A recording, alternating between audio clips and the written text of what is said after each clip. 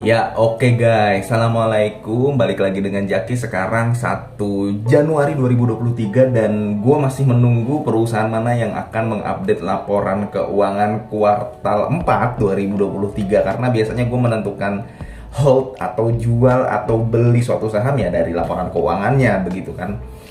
Oke, ada beberapa temen yang memang diminta untuk gua berkomentar ya guys. Mungkin memang udah paham juga, tapi mungkin mau melihat dari sudut pandang gua dan gue juga tertarik dengan saham NICL ini. NICL.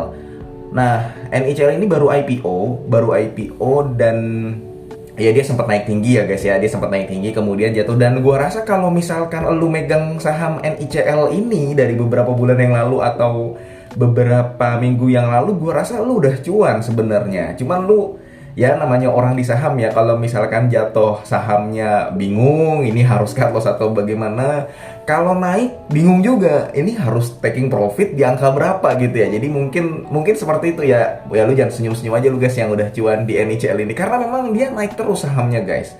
Naik terus ya, adalah koreksi sedikit-sedikit tapi dalam jangka waktu berapa bulan, berapa minggu dia naik terus. Dan benar memang kinerjanya juga naik terus. Nah, ini kan saham IPO ya guys ya. Jadi gue sarankan lu mendingan beli saham yang seperti ini sebenarnya daripada ya kayak bank-bank digital yang udah kita kemudian yang baru-baru IPO kemarin ya, yang market cap-nya gede, Goto, Arto, kemudian BANK, kemudian beli yang masih rugi-rugi ya.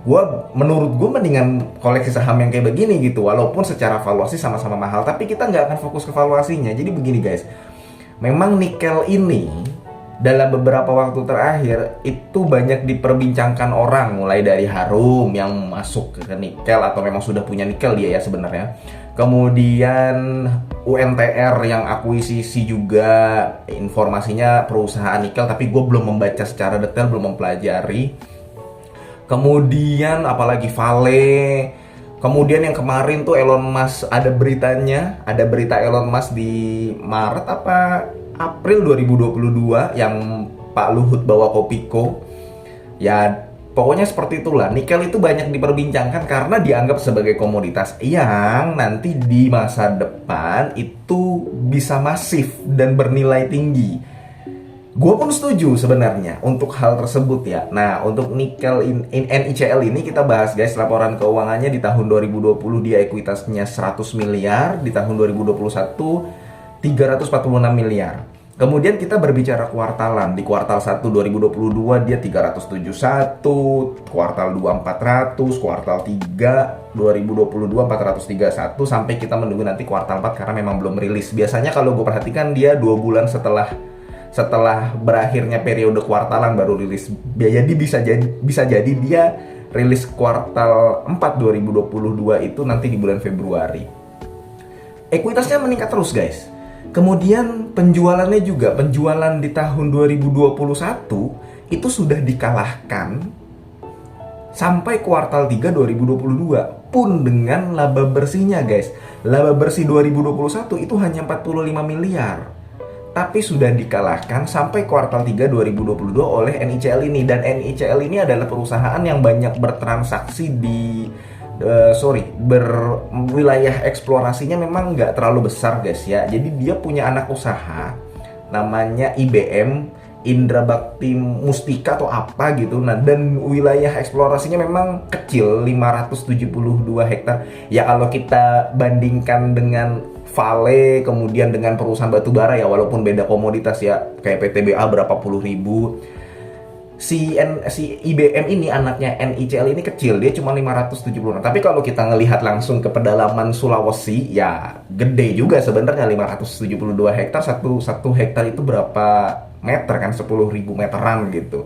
Ini ada 576, berarti kan ya hitung sendirilah kira-kira seperti itu guys. Jadi sebenarnya kecil, tapi yang penting kan bukan itu. Yang penting kan adalah si perusahaan bisa mencatatkan keuntungan atau tidak. Jadi kalau misalkan lu punya tetangga, dia jualan, tetangga lu dia punya asetnya 20 miliar tapi dalam 1 bulan dia bisa menghasilkan 1 juta, kan kecil daripada tetangga lu yang biasa-biasa aja punya aset 10 miliar tapi dalam 1 bulan bisa menghasilkan berapa puluh juta kayak begitu. Jadi lebih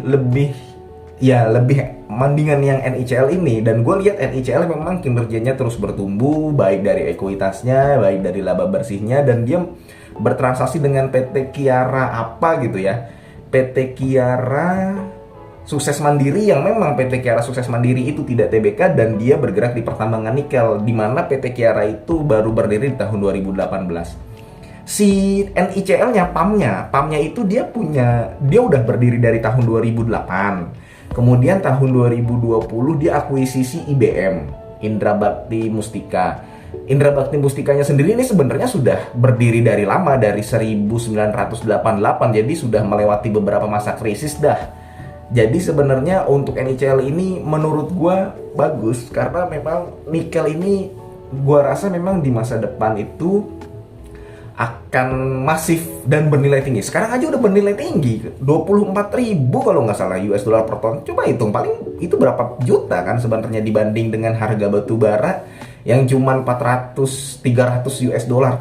Karena kan memang batu bara cuma arang, ini kan nikel gitu. Dia buat olahan apa ya, baterai, kemudian besi-besi yang tidak bisa karatan, seperti itulah. Jadi memang bernilai tinggi. Walaupun si NICL ini kecil, tapi dia kinerjanya terus bertumbuh. Nah, sekarang dari laporan keuangannya bagus. Pertanyaannya apakah layak untuk dibeli? Sebenarnya layak untuk dibeli. Dan gue sempat baca prospektusnya, dia membagikan kebijakan manajemennya itu rencananya membagikan 20% ya guys dari laba bersih. Walaupun sekarang belum ada informasi dividen ya, tapi dia membagikan 20% dari laba bersih. Sebenarnya justru gue setuju kalau misalkan NICL ini tidak membagikan dividen. Kenapa guys? Ya membagikan dividen boleh lah, tapi nggak usah 20%, 10%, atau nggak usah dibagikan. Karena begini guys, kalau dia tidak membagikan dividen, laba bersihnya ditahan, ekuitasnya meningkat. Ya, sekarang valuasinya mahal nih, ekuitasnya nanti meningkat, kemudian nanti book value-nya juga meningkat, nanti valuasinya jadi makin murah. Sekarang kan valuasinya masih di angka 3,4 kalau gua nggak salah, 3,4. Ya termasuk mahal sebenarnya, tapi perusahaannya bagus, kinerjanya bagus. Jadi sebenarnya terlepas dari valuasinya yang mahal, bisa nggak nih si NICL naik lagi? Ya menurut gue bisa sebenarnya. Ya koreksi-koreksi dikit adalah. Tapi kalau dilihat dari jangka panjang, selama kinerjanya masih bagus, jadi yang perlu kita update kinerja ya guys. Kinerja per kuartalan itu masih bagus. NICL masih berpotensi untuk naik. Ketika nanti laba bersihnya turun dikit ya bisa jadi ada koreksi, tapi dia nggak akan turun ke angka 100, ke bawah 100 lagi, karena memang kinerjanya sudah berbicara dia harusnya naik, kayak begitu guys.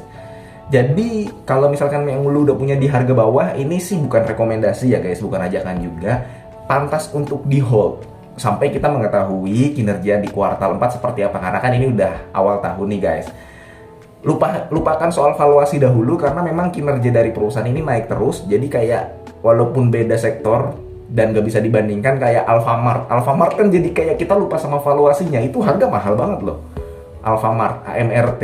Tapi karena kinerjanya naik terus, ya sahamnya naik terus gitu. Ya ARB pernah lah, tapi tetap tinggi kan dia gitu. Nggak turun sampai ke 2000 lagi gitu loh, sampai ke 1000 lagi enggak.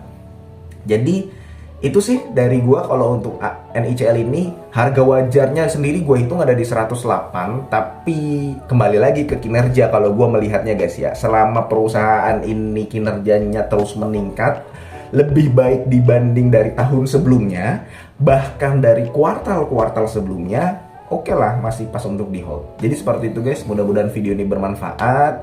Semoga lu sehat selalu dan kita bisa bertemu kembali di video selanjutnya. Ini bukan ajakan jual beli, sekali lagi guys, keputusan investasi ada di tangan masing-masing. Gua akhiri, wassalamualaikum warahmatullahi wabarakatuh.